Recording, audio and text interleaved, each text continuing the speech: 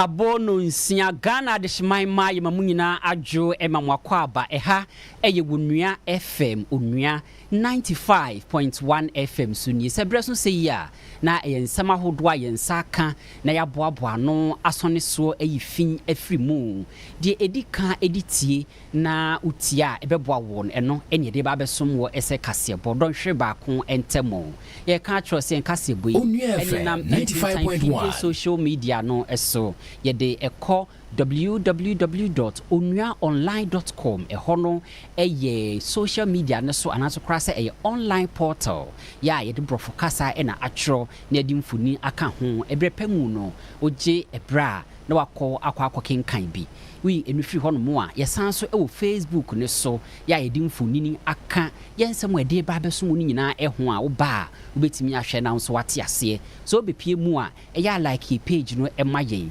eya share link no ma afoforo nso ensa enka bi afeyin so fa utirimu po wadwenkyire gu ho ebrepemu no ye bekenkan ede amawo don hwe ba ko entamo ensem ade ba besom wo no se wo bete waso a ye wo betie bie ene se ene amanfo ya wo se wo ye arobafo bi akaka wo ho abomu wo se abandada etwemu epenso 95.1 Professor Frimpong manso e report bi beto montene so a ne yesi etitiri ne anintinfo bi no ho bon galamse mu ene adrobafo nkabomu ku se aban a wo tie dwaso wonya hwemu na sa amanfo no yemfa wo enkonko gina emra enim afin so besan so atese America for enhyehyeye bi a woni Ghana aban akọ na ebimante mufo a yapamwon free US ye de won bepie mu Ghana ha no deportation bi e course wo no ene minority edom kuma mufo asori agina din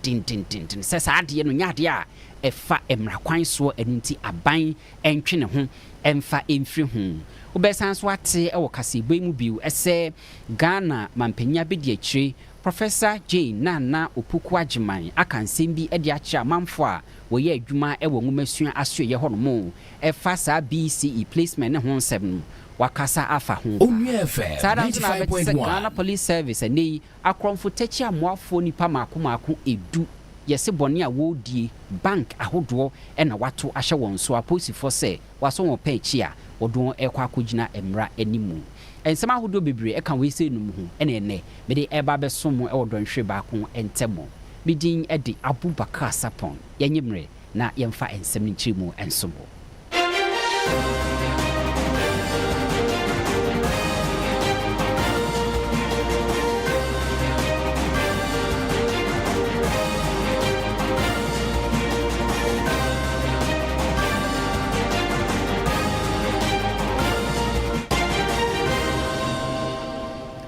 Yebedase ene wadaje afi yenyebre na yemfa ensem no empensempensi mu no ensomwo emofra ekwa akotro BC nsohwe no a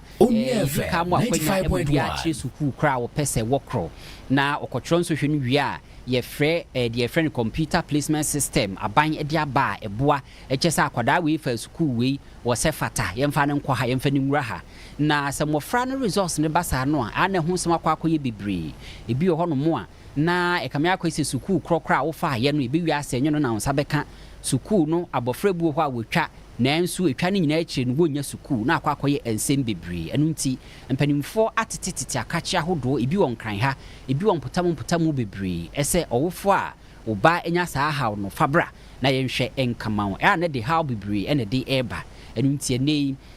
Omampanyi abedi akire Professor Jane Nana Opoku Ajiman ese ni nyina mu no woni a wo ye adwuma ewo ngumasua asoye education ministry no adwuma ye fo ni nya abotre se de be ya awofo ne ba Onua FM 95.1 na wo siesi obibia wo ehaw efa saa nema no eho Ghana mampanya abedi akire Professor Jane Nana Opoku Ajiman anamontu a wotu ye ede call eho no mo no ade ehu hia pa ye efrise computer placement selection system ya ekoso na emofra dodo no a ene wawofo ene etutu ato wonsem enam ehawa hodo a ekoso nintino na amamaami anamontu a wotu ye ede call enwumasua akache ho no mo no na eyade a edika na editie pa okoye no eyade a woni adwumayefo no twenkomo ka kire wonse wonya abotre na bibia mu no womfa akomapa emfa enyi nsem anu nkyerɛkyerɛ nsimu emfa ma amanfo enti de ekoso no ase was say aban beye do betimi bia aboa ama schools ahodo a eson na emofra dodo na pese wokomu top tier schools no Onua FM 95.1 fra opese kusu ade wo ho no etimi abemusa. I know you are doing your school placement and you have all kinds of people besieging, if not your offices, your homes, your phones, and all of them. What can we do? Let's just try very politely to explain the situation. What we tried to do then was to create more A schools with the E-blocks. And that's one of my regrets, that we're not able to implement all of it, to run the whole system, to demonstrate that yes, you can have more A schools. And it doesn't matter whether they are boarding or day, but the rest they say is history. We'll pick up from where we are, and with everybody's support, we'll do the best we can. Onua FM 95.1. Said the beya, obetim di ne di dwumadia ekoso ewo enwumasua asoeye no eho ensensem echi. Wosoafo Haruna Idrisu enso di asidama Vice President Professor Jane Nana Opoku Ajiman ese aban hwehwe ahodo a ekoso wo se enche obebie Suapong Public University ewo bono empotamu hono wo ka bibi fa se de mofra binum ani eya atra woni nton indiscipline ni ade ya ekoso wo schools mu no eno so kasafa ho emphasize that NASIA should play a more elaborate role and schools should conduct randomized searches in order that students don't go into campus with this. But I've assured the Director General of GS that they have your absolute support in ensuring and not compromising on any matter. Onua FM 95.1. Find your buy your friend no fee policy no, and also Oswafo Haruna Idrisu EKBB FA. The most impactful initiative, as I assumed office as minister, has been the no fee stress, and it is my wish that we do everything possible to sustain it as a government. Professor Jane na Opoku Ajiman Emma Oswafo na no ho ba se aban bekoso ayedu bitimi aboa ama nhyehyeye na atena ho no. Whether we are setting up a fund or not, it's the same pot, isn't it, from which we are going to create the fund. Therefore, we may want to envisage a time where the pot is big, the pie is big. Actually, the pie should be so big that even if you have 10%, it's okay. So as a country and as an economy, we have a lot of Onua FM 95.1. All of us will put our hands to the wheel and ensure that we are building a very, very stable country for all of us. Enunti san komo Professor Jane Nana Opoku Ajiman ene enwumasua eso afotwe ho komo no ene BEC in social resource no aba na ye hwe amamofra akosuku computer placement system ne ho ensem no akwakoyi bebre ni nyina mu no ene abawa baako ya wanya emfie dunum wonso ensohwe no wochro obi ya ne resource ne de aba UI ni dini ene Asari Judith Asabia na wose modern wabo etimi atwa nsohwe ne sede wose eye na efata nanso ne first choice ya amfano second choice ya amfano third choice ya amfano enti UI ne wira ho pa se wonte ase se computer placement and school system 95.1 ni ye kra yenti amanabo UI woni yensentwerefo atwetwenye Wabrana wo foka ne ho ena Judith Asare edenani atwim e National Resolution Center for senior high school placement no wo hwe na omo ha watimi aso ano ene wo cha wo se wonya aggregate 14 nanso wanya ne second choice and ne third choice enso abre ne wate ehunu bie se ne classmates bi wo ho a omo yi aggregate 20 ene bi e ka ho matimi enyomo second and third choice wo tra wo se ene computer placement no amwane kra ene wo se wo hwem twen se CSSP secretariat ombetimi apene hawa no publicity said o mashabo computerized method of placing students and efficient and trustworthy. My opinion is that the changes for us. Mommy choosy 2B and 95.1 as board because me board in petty. And Omoka say again possibility a 50-50 either so Benya and as a woman. In Tionsi and chain either say Friday and a Monday results in a check. Our photo draw 9 when he appeared on home a sound how Abbey and Manuel Asario ye eja watch us on the board for parcel system no and he said to me it was someone and beside brace and say a camia separate per your encoso. Maybe my dream is a fastest school there. I say you politics because the new meetings are 40 to be 20 something but then I'm not more. I was a 40. Don't consider winning now. Still, I say struggling for school. I say.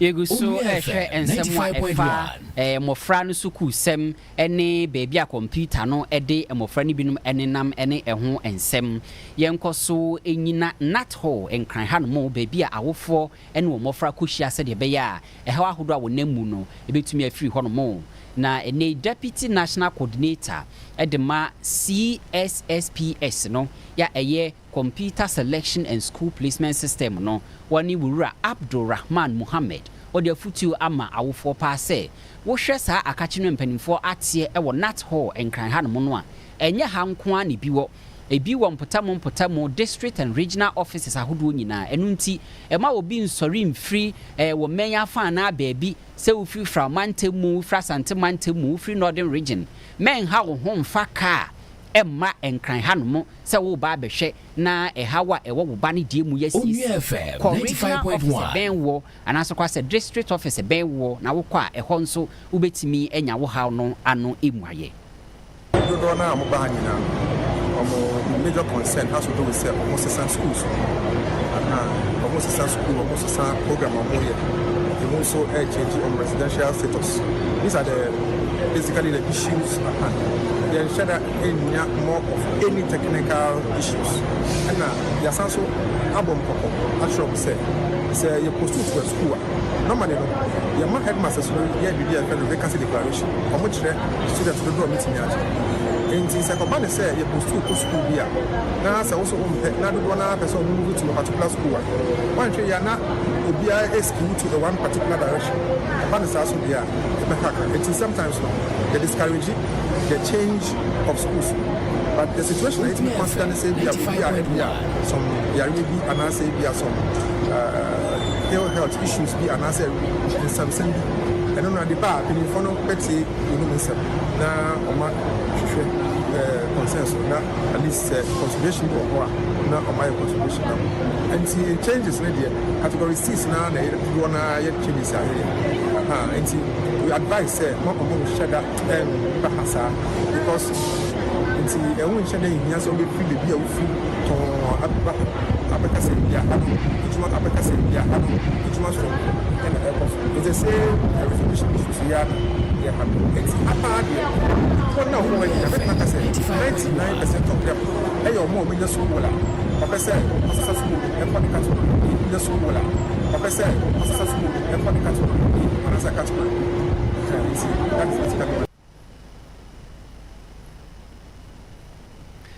Openya yete nken eye deputy national coordinator edema computer school selection and placement system ya enono woye openyina wohwe ehonomo sa ensemi mienu ya ifri mofra no suku sem ho mienu a ya bono amane de ama oni nyina no ye ensem truni akwasua asabia asmanin ene boaboa no ede besom yen koyenim enko ensem fufuru mu ne yenhwe crime abonofosem ene eho ensem ahodo a eba ne nei aposi fompenim for de ensem aba betu dwapa se emrantia kentinwa nipa maako edu ya posi so se won ho bonboni bi mu ya so won pa chiri Onua FM 95.1 se woye akromfotachi amoafo am robbers ya wokomia ahodo ko bokoro no etwitio si nipa so e pa chiri na ye don ekwa akogina emra animu yentie aposifo ne bomodin atwu wom so saa wo bra nipa bonefo wom abogange a wom no biaye sikakorabia wonko a na wom tuso saa te se bank ahodo beye afe ani ekire nhwemu akosofe ko no wom ebomodin akeka enim nyina asieni mom tuom so saa wonmo akwakoyire binum mantem no mu na bra wom etuso saa no enipa emiensa ani tuo kan wom to ana 95.1 edi egu abambofo no eso aposi sadom hene IGP Christian Tete Yohuno wore tudwa echese abasobo betimi akọ ede ma woni a obeboa na hwum fiko etimi akoso ne nipa bonifo yeyi om nyina ede afri ho. I want to call all members of the public to support the police with information for successful investigation. Let us all be vigilant members of the community and report any suspicious persons or activities to the police. As you may be aware, the service is committed to rewarding credible information shared to support our investigation. Wasan editudwa echesa bambofo a womtimi ebo modien etu sa nipa bonifo esu sei eyade ebebo mabaso. The Police Management Board have decided to promote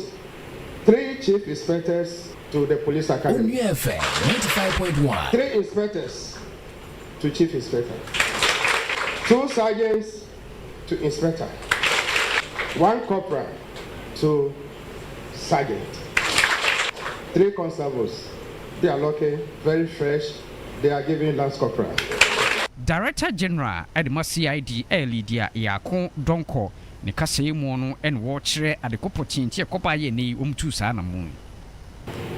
Between November 2024 and September 2025, the police administration responded to a series of bank robberies across the country. A critical analysis of these robberies revealed a similar modus operandi employed by the robbers. Their modus was that the gang armed with pump-action guns attack a bank, hold the security guards hostage, snatch their weapons, and then use industrial cutting machines to break into the vault of the bank. Onua FM 95.1. Gathering across the affected regions led police to one of the suspects, one Kwabna Owusu-Ansah alias Kobi, an ex-convict who is believed to be the mastermind who recruited several others for the robbery operations. From investigation conducted so far, I can report that some of the suspects upon interrogation have confessed to their involvement in the robberies. In addition, investigation has been able to confirm that some of the suspects were present at the various crime scenes around the time these robberies occurred. Also, during an identification parade, some of the suspects were positively identified by some victims of the robbery. Additionally, some of the exhibits, including the AK-47 rifles, some of the pump-action guns, and mobile phones, have also been positively identified. Investigation is still ongoing. All the suspects are in custody and will be put before court while identified to get those at large arrested.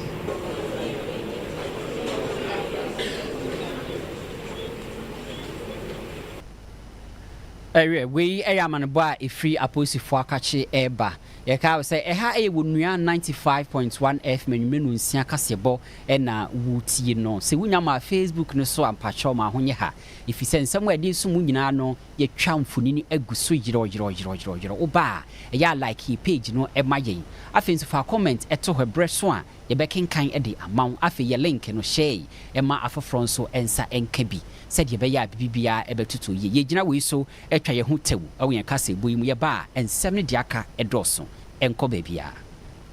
se wonim sa sounds ya hodo ye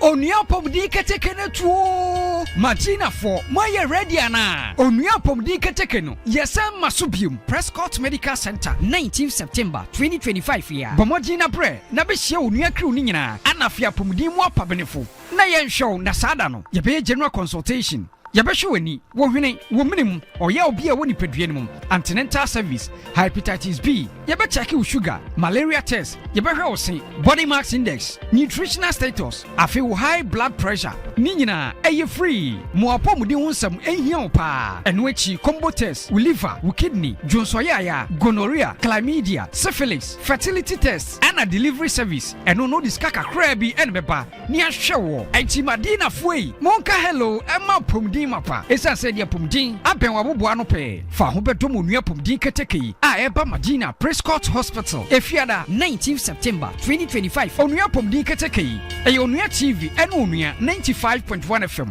yɛdwene wo ho paa onua pomden keteke Prescott Medical Center ɛna de brɛ wo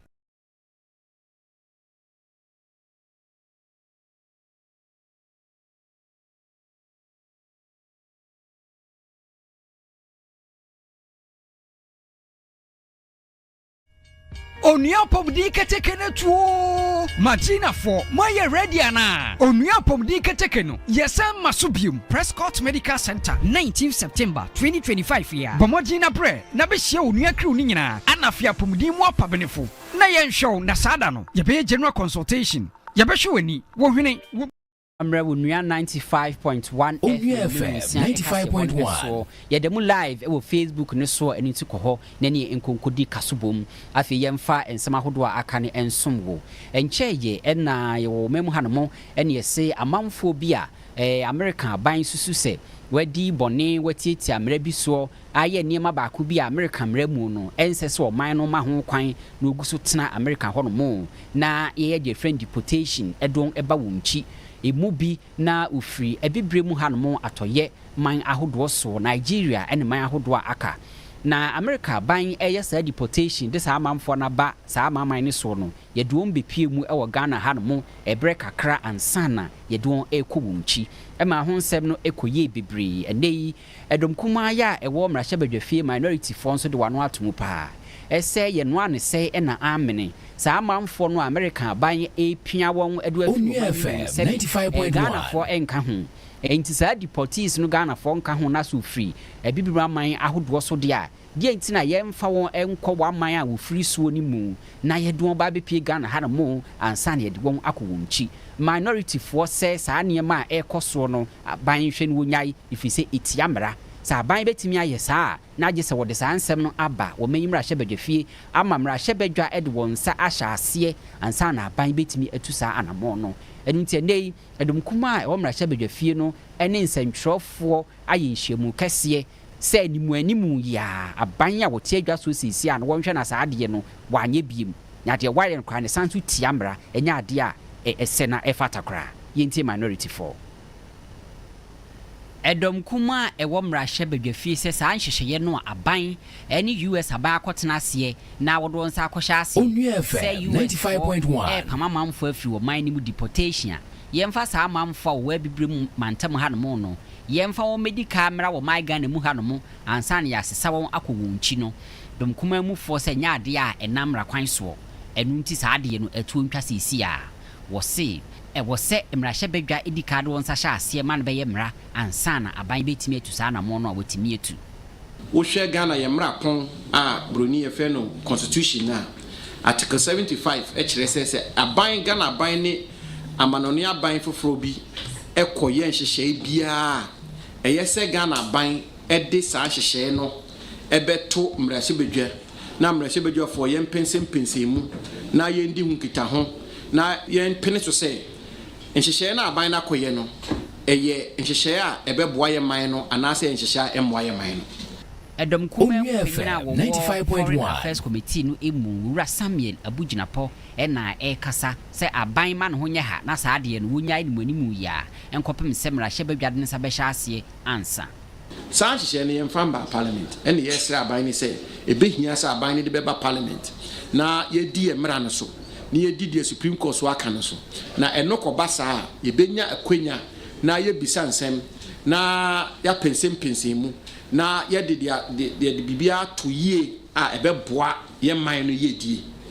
afi wosi Wura Samuel Okudjetu ablakwa Ghana aban amanoni so afo akasa nansen sentokwa Israel ene Palestinian for air kono Ghana man ejina Palestinian for echi na di Israel for air no enye udisem Ura Samuel Abujina pose eno nso entwa yie ifise ensese Ghana aban ene koko gina Onua FM 95.1 basa enya ade a ebeboa ye foreign minister waba abontia be kan se ma kire se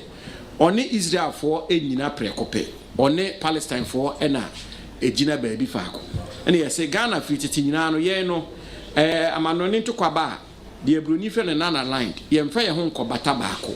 ye se ye de ye hu gina mfimfin na eno no ama ye kwanya ye betimi ene omodi nkita ho na ya pe kwan ye be fa so a edi asomdue beba wo se ewum sa ban pa asomdue wo saa amani mienu entamode na enso so kugina efa baako achi a ebe ma ntokwa no emu ayedene akosoa ede mpapemu abasa amani mienu entam ye ko akoye nim no ye nkofa ye ho emforefore ntokwa ewa amanone ama eno so no nsunsuanso no betima nsunsuanso bone ama ye man Onua FM 95.1 ye ko yanim ewo kaseboni emu afi yenhwe ensem a efa galamsi ntokwa wo manyi ekon no eho na ekuo ba kon wo so ya drobafo na wakeka wo ho abomu edina edaso concerned drivers ewo menga na mu hanomo wose galamsi ntokwa ye kon no eho nsem akwakọ ye bibiri ekuo bibiri nipa ahodo bibiri enu bia kire na adwene efa ho ebinum se yenye state of emergency aban se da bi wo ye ne saa emoa amane galamsi ni guswa ekoso adroba fu se wodie eyitiawa aban dada etwa mu omampanyi adodankwa ebreso no eyade anhwemu bi ekoso ya na Professor Frimpong Boatin enana ne nsa ehyaase a wudi saa report n'animu ebeto odwa ekire se titiri ni anintinifuo bi ho bon galamsi ni mu yie pa watitin kran watitin kra kasie mu ebi wa FM 95.1 from penimfo a wo nyina ado ho ahye galamsi ni mu waye won ho ohunta dua kirefo wotie akire financiers toto excavator machines ni ade na afi amanfo a woni adwuma ye miamia ahodo bi nkofo ma ye piepia watiko so wonfa wo ho konkoshe galamsi ni mu ema beye bebre nipa dini beto edwa saabre no eni nti adroba fo se enei se galamsi no aban fofra akwa ama aban fofra aba ne se ye ko ho ntokwade a na enye saa amanfo a wondini beto odwa ewo Professor Frimpong Boatin report ni mu no yenhwe entwe wase emfonkonko gina ebra enim ni ehunu se eyade a aban ne ni abre pa ese galamsi ntokwa no wobekun yenti National Chairman na wada Concerned Drivers Association ano eye pawili edi to dwa senka ye ka galamsi asamwa NPP for eni hu kwan bia ese wode wano Onua FM 95.1 NPP for the boss galamsi wasama woni hu asam ka bia o ma asam o mo kan de etise kwa abrefre ehun hia se yetie wo yes no omo modern se obese adwuma na de ama yen so ato yen so kwanom na momu nyame ka to aso se dan papa Professor Frobon Watin ehwehwemu na okohwehwemu no onfanya adwuma obi biara wayem fomoso e wo galamsi no onchiri ntum wasan eto aso se NPP enni ya wo mo eye nyina di hu adanse se galamsi yi a ekoso yi wamo enim hu bi etina be ya Ghana fo entwe o maabo so efa abra no mo wa ban mu ye NPP fo yi wamo ntimi anya hwe amfa galamsi yi eho omo de adesrede na ema John Dramani Mahama Ghana mampani se wombo ne ho modern se galamsi yi a ese yensuwa ese yensase na emia 95.1 wo hono mo a womo apomuden no eto atwe efa galamsi yi ho no omo ne ho modern se okon no ebeba na wieye ekunimudie mu. On the 10th in November last year, organized labor cast one by demonstration. Young driver for your support. You can see a giant case. Organized labor babontes wa trust and move so ma kodiska when people. Sir, ya papa Kofi Juma, ababontes wa over TSC demonstration so we are doctor, we are nurse, ya be pamon. And then papa maumia pacho. Same for so chen. And people who are one for a bam Musumia pay you. Musumia pay you now need you. I see a fear at the chair can was some. Yapa Domama. And a man be out to Yama Yanga Draba for Ghana for any Abeka. Kawaii yet Sabi on your Yesu Christa. I didn't you Sudan. And the Papa 95.1. Near before you and the more film. Mount your Masamukra. na ka galamsey dia say fail and buy no say galamsey ya fail dia e MPP time ono do nya hwe e dia se no say na umfa Cape Coast Central Region Western Region enso sama wire dia man ya de nyame pa de chew o tie MPP fu a o de abufu betia Ghana fo because MPP fu na kasa o hu abufu de da e dia se won omo modern say say no betima den ayeman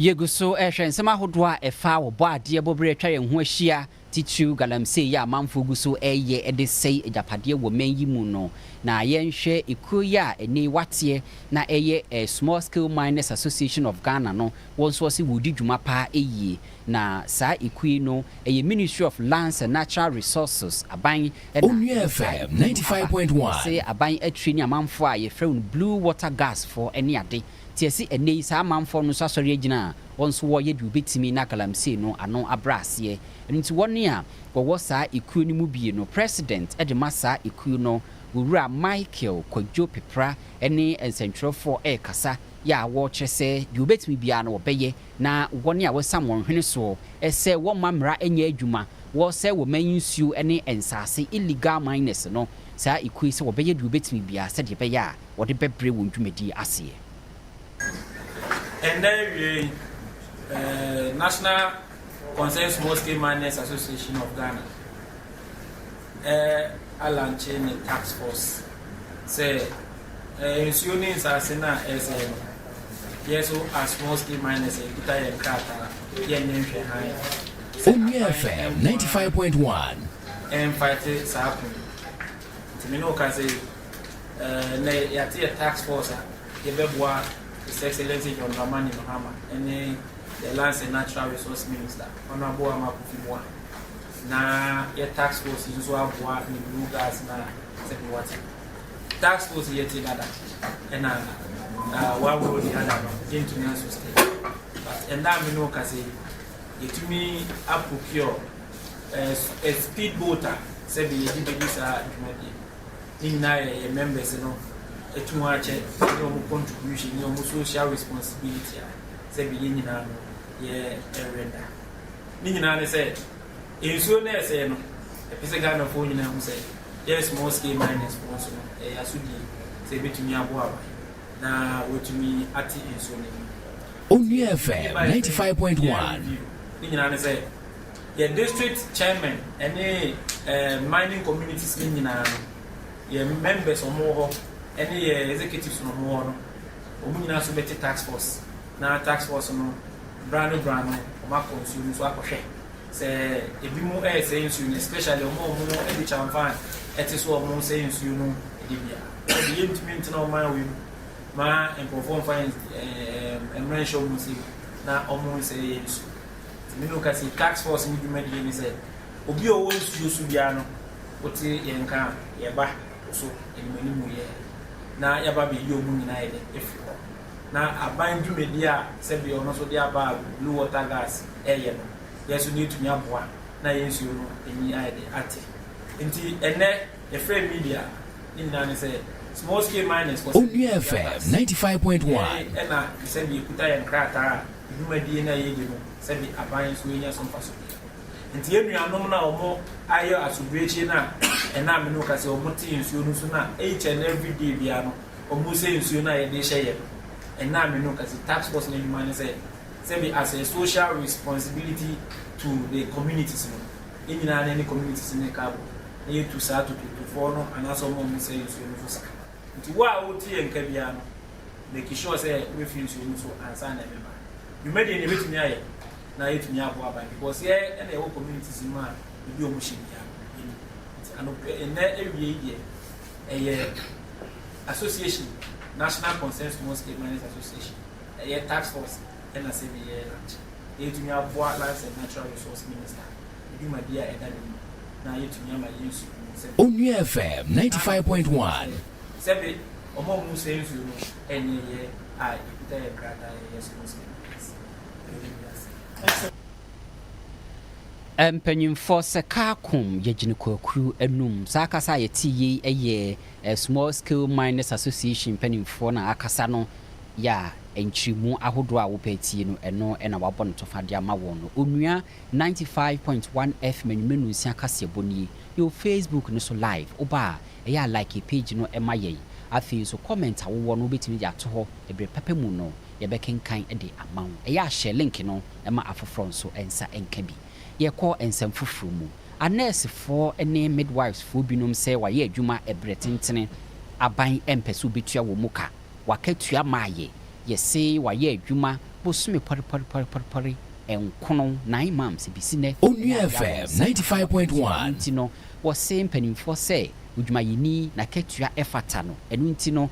wone e wasu tua wonka won hya ase mfa paper ene nkrata na won fa pen ka ho won hya ase ntwotwo ne ma woso trotro said ye be ya ketua no won sa ebeka enye sa ekom ye kunwon wabobo sia ya wunya sika emfantua adwuma so no wo ye enu nti enei apomdene esoafo yewura kwabna minta akando saa nurse fui ene midwives fui was say unpaid nurses and midwives of Ghana ya enya asem ketwa yese bosome nkron was say die woni abre salary arrears nyina aban entua ma won se de be ya won so adwuma wo ye no obetimi ede akomapa aye yenti Womana womoye demonstration yi bebro enipa oha ene ye kire a womo nyina de omani akire mu ewo police park here no ewo tamale 95.1 enko share demonstration no ase womo de nantie efa krom akire mpanifo se nia ekoso ewo musika sam hono nya de a womobo adwoso womo sem a womo ka bi ene se wo afimpinu ene aduonu nan no emu no MPP aban efa nurse for ene midwives for beye empem edunum nanso ekamia ese beye empem nso ne akire de enya ade se yetio mu ka wo musika sam ho senkaye akoye kanapa 2024 up till now we have not received any payments from the government and they are telling us that our clearance has been expired whereby some of our colleagues have received their salaries. So why is it that we all entered in the portal with them at the same time, but they were able to receive their salaries? Why is it that their clearance didn't expire and ours has been expired, which is not understandable? Most of us are working 95.1. We want this to end as soon as possible. We expect our salaries to be paid now. We were cleared by the previous government, and there are documents to that effect. The hologram from the Ministry of Health captured most of our names. Womo de kokobo ekoma mpanifo ene aban no ese won bekosoa aye demonstration etiti seye kopim se mpanifo betie womu sufre sempo ehu behia se won bekokobo chenku ewasuye ya ehwe apomde hu nsem so aboboa no penso a won beye ne sa kopim se womusika sam hu nsem no mpanifo betumi akama won afi yenko kuaye ehu ensemu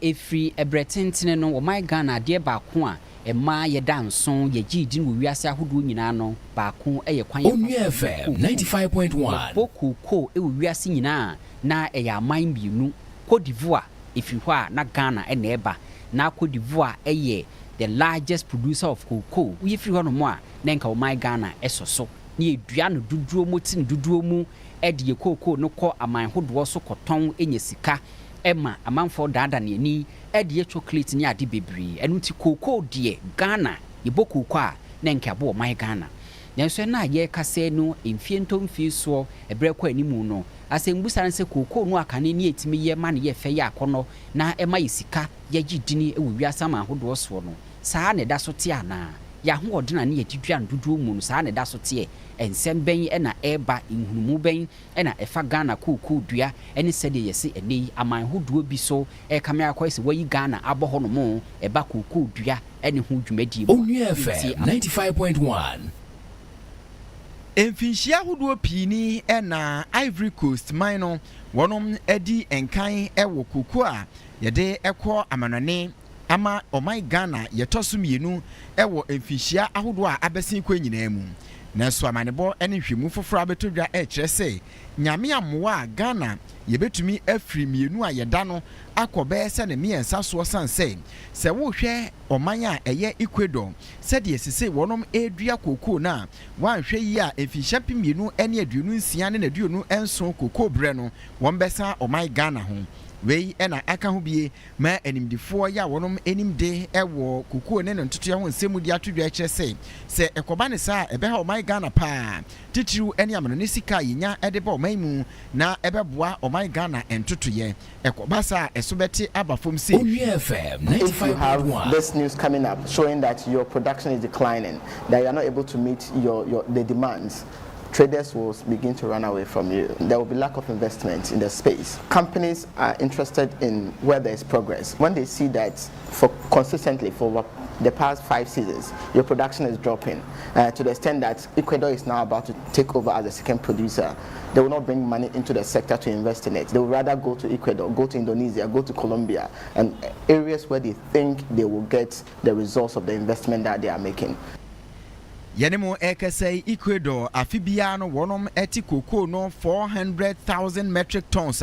enye asem ketwa na eno ena aka biema wo kyerɛ sɛ wonom abubu nkompo ahu semfi champi mienu ne aduonu nsia ede kwa na duonu enso koko brenu mu no wombetimi akɔwanim akoduru 650,000 tons ya enye asem ketwa 95.1 wei ena aka biema wo kyerɛ sɛ kɔba ne saa na kyerɛ sɛ wobɛsan Ghana ho san sɛ Ghana afibiano anya hwekra no 600,000 tons and a yet ye it is a one kunya 650,000 tons na kyerɛ sɛ wɔn abɛsan ɔman Ghana ho wei ɛnam so ama co-convener at the Ghana Civil Society Cocoa Platform Ura Obed Owusu Ade ɛde atodwa ɛkyerɛ sɛ ɛkɔbasa ɛho nsunsuansoɔ ɛwɔ ɔman Ghana so no ɛbɛha adwene paa.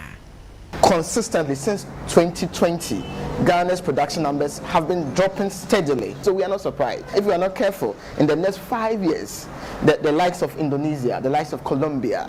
even Cameroon, our own neighbors, will come and overtake us because it doesn't appear there's any strategic plan and action. This problem started small. They could have dealt with it. They sat down for it to reach the level that it has gotten to the extent that for me, it's at a state of emergency.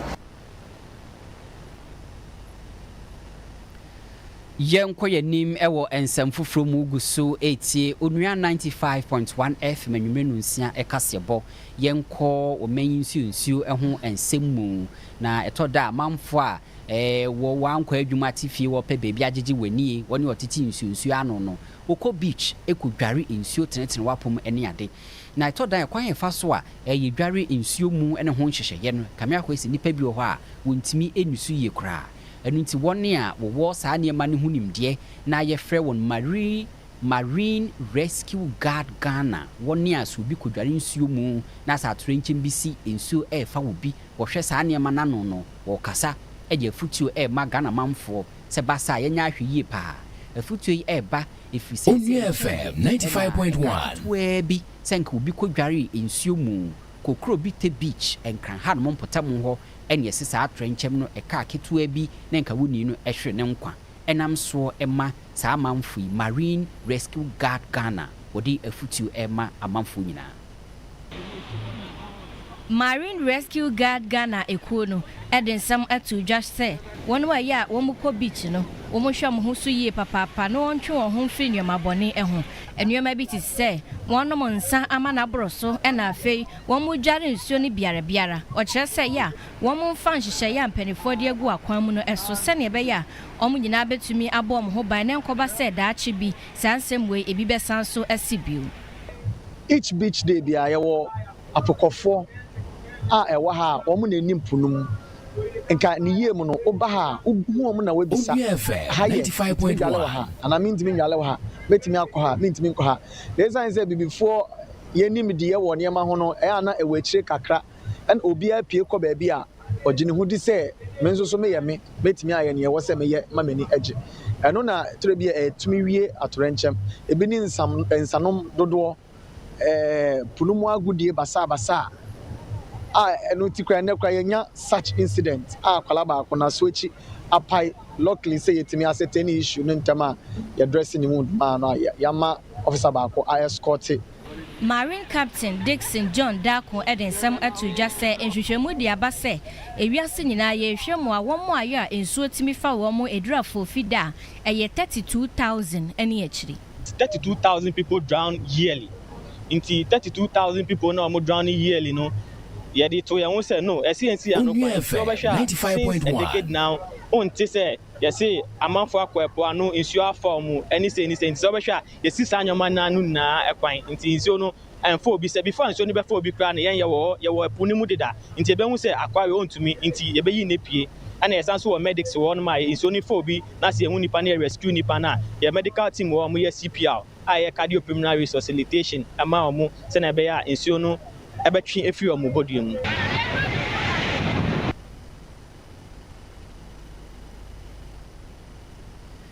yɛnkɔ nsɛm foforɔ mu ɛwɔ kaseɛbɔ yi mu na adeɛ baako a ɔmampanyin na n'adodankɔ Akufo-Addo apɛn so wɔyɛ ne yie ansa na wɔkorɔ ɛne nhyehyɛeɛ bi a wɔde baayɛ sɛ mfidie ahodoɔ a yɛde yi akwan yɛde twa akwan soɔ ma so ɛyɛ yire na ɛyɛ kama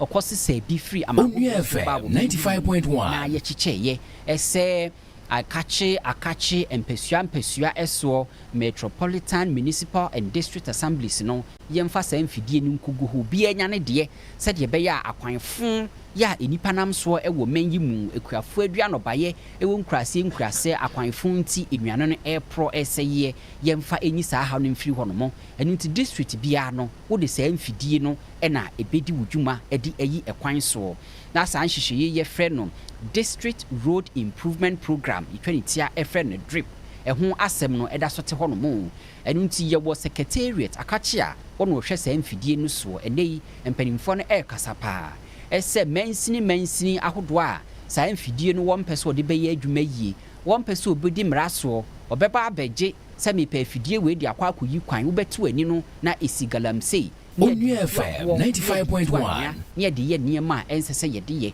yɛsɛ drip machines bi hɔ no mo abɛto ani no na esi kantamanto yɛde tu bɔɔla ya ɛkame akɔ ɛsɛ amanfoɔ ɛmpɛ so obedi mmara soɔ ɛfa saa drip machine no a yɛde baayɛ sɛ yɛmfa nyi akwan no ɛsoɔ ɛno nti wɔne a wɔwɔ drip secretariat no wɔde afutuo ɛma ɛsɛ MMDCs mansini mpanimfoɔ nhwɛ na wɔni mmara so ɛfa saa mfidie no adeɛ a yɛsɛ yɛmfa nyɛ no ɛho ɛwɛ yɛguso ɛkɔ yɛnim ɛwɔ kasebo yi mu yɛmfiri saa drip machine no ɛhoɛn na afei deɛ yɛnhwɛ agodie ɛho nsɛm wɔne a wɔgyina abranaasoɔ wɔne a wɔwɔ theater wɔyi aseresɛm wɔyi nsɛnkwa ama amanfoɔ ani agye wɔn ho entertainment foɔ ho nsɛm ɛna yɛkɛn na wɔsoafoɔ a wɔhwɛ FM 95.1 mamrɛ ɛne ɔbɔ adeɛ bɔbrɛ ɛho nsɛm soɔ Minister for Tourism, Culture and Creative Arts, Madam Abla Jifagomeshi Kasa. Ɛsɛ wɔne a wɔyɛ sɛ theater ɛne adeɛ no obia ɛmɔ ne homɔden yie na wɔnyɛ de obetimi sɛ deɛ ɛbɛyɛ a ɛbɛboa paa. Maami ɛde nsɛmi ɛto dwa na ɛyɛ brɛ dwumadie bi yɛfrɛ no National Theatre Festival. Mpanimfoɔ bɔde mu na wɔda ɛho adi ama amanfoɔ anya ɛso mfaso. Yɛntie no.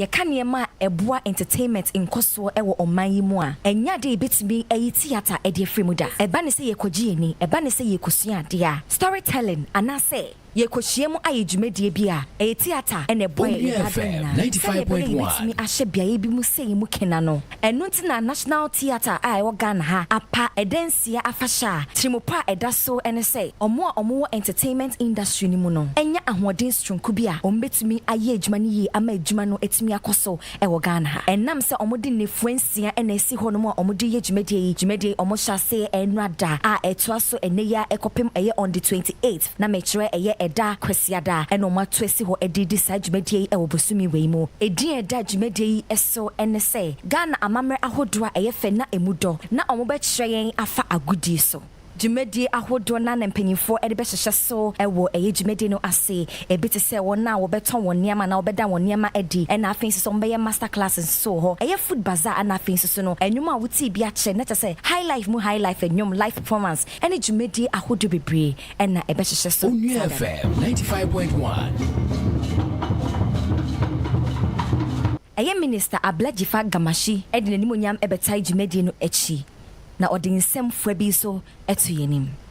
Our mission of preservation must go beyond just showcasing to encompass a conscious, synergistic effort of preservation. Else, we lose our identity, diverse culture, and the social cohesion we so much need for national development.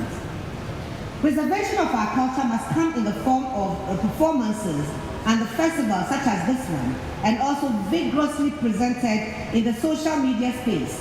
the very space that is posing a threat to our culture, and also well documented for the benefit of future generations. Executive Director at the National Theatre, Henry Herbert Maum, and so at the Nimusam Onua FM 95.1. Together, we will engage each other on how to prosecute the research agenda of His Excellency the President for the growth of our industry and to guarantee its success. Our challenge will be to fashion out a way by which our industry could inculcate technology and balance the dynamism offered by culture for our collective good.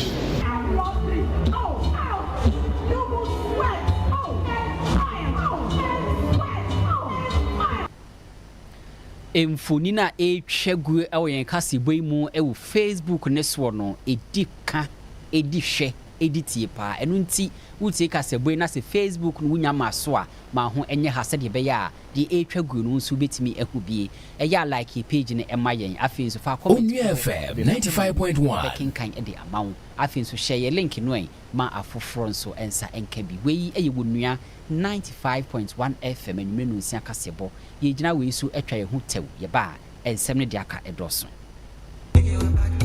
Yo Charlie, we be the Gen Zs. They are not Gen Z for no. We dey play by our own rules.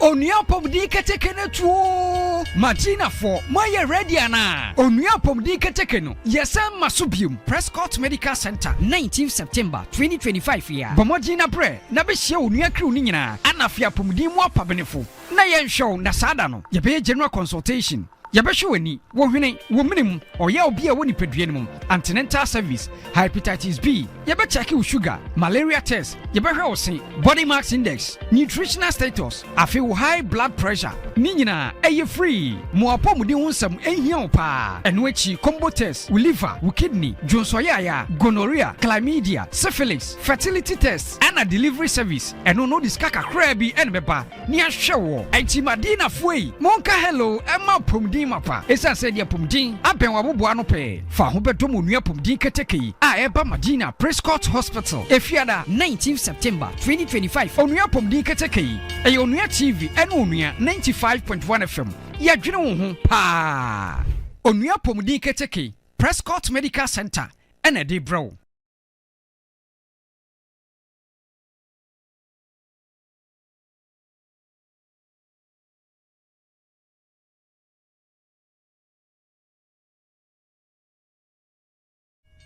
Onua pomdi keteke ne tuo Martina for my ready ana Onua pomdi keteke no yesam masubium Prescott Medical Center 19th September 2025 year Bomogina bre na be hye onua kru ni nyina anafia pomdi mu apabenefo na yen show na sada no ye be imu na yenhwe ene yenim se MPP amanyukru osono amanyukru no eyade a wo boabo won ho na afia ibesi mu no woni a wose wahoboa eso akwankro na wasore agina se wopesu 2 franc adema amanyukru no wo boabo won ho ne isa amamfo no mpanimfo atwa ahia na waye de fen vetin atoto wano se de beya obi hunu woni ose no fata na mpanimfo amakwan sa abato nwoma no ebreso a yemfa wudini emraso bi Onua FM 95.1 Enkane Vice President Dr. Mahamudu Bagumia na papeni ni abre dindindin se veti no wonso wakobie na bra oye ni nyina ewiye no ena Dr. Mahamudu Bagumia ene ensentwerefo twetwe enkomo ene osese de mpanimfo ene nhihye egu akwan mu efa veti ne ho yeteto na no ene afofora aka no wodi wo hwe ehunu se eyade a eso enipa yeti. Let me just take this opportunity to thank all of you for being here. As you know, I have just been in front of our vetting committee, and we have had very fruitful discussions. They've asked many questions, and I have answered those questions. So I'm very satisfied with my vetting, and I pray that everything is okay. I hope the committee is just as satisfied as I am. I think they will be. But I am very thankful to all of them for making the time to wait for us. I want to thank the rank and file of the party, and I think from vetting we are entering the country to campaign. We are not taking anything for granted. We have to campaign very hard, sell our ideas, and sell the MPP so that we can secure this nomination and then proceed for the 2028 election. I want to thank all of you very, very much. Dr. Mahamudu Baumia Enkane Mampina Bidiachi, one wadanso share ni mu se Ubitu Franca, Asansu Diama, Mamukunu Bi mu said the Baya, after 2028 abatono, Ubitimi Aquaco Yunkunim before, Yanko, Yenim Yanko Pimo, Onua FM 95.1, Krubaku Hanmo, Yefre Hanmo Brikuso, the Kwanya a free Brikuso, Ababi Pimu, Ewon Cran Hanmo, and am Dom Kobinya Kitase. A quine home common ye bui, a quino, a hadia achepa eyi, nene, said ye gino a jijimu, na edia huchebra mamfono, edika editi pa, ye sim futru die, e kuo pa eyi, and tea and sem trophy cupim one more, a dish your hormono, or day and simbisi at 2 yenimo. Na yes, we market in Elcosmaya. Yes, one MY. It 1 10, the depend too far, what are the my son, young energy. I am pa, I have make another. Hey, a boy, I sent to my Catani, near Macacam sang. A say, we are Boca Cramasi, says, you are making to casting is inquired. Onua FM 95.1. I found it in Futruno. Muchas say not a moment to my in Futruno, a higher game pa in Futruno, and my Catania. In the best Lemusa Radianca. Momo Dina Camoon show my Sile Aban say Sileno. We the only none in any measure calculate. No show my Efili Quabina Echo Kitasi. Don't bunch in it, body.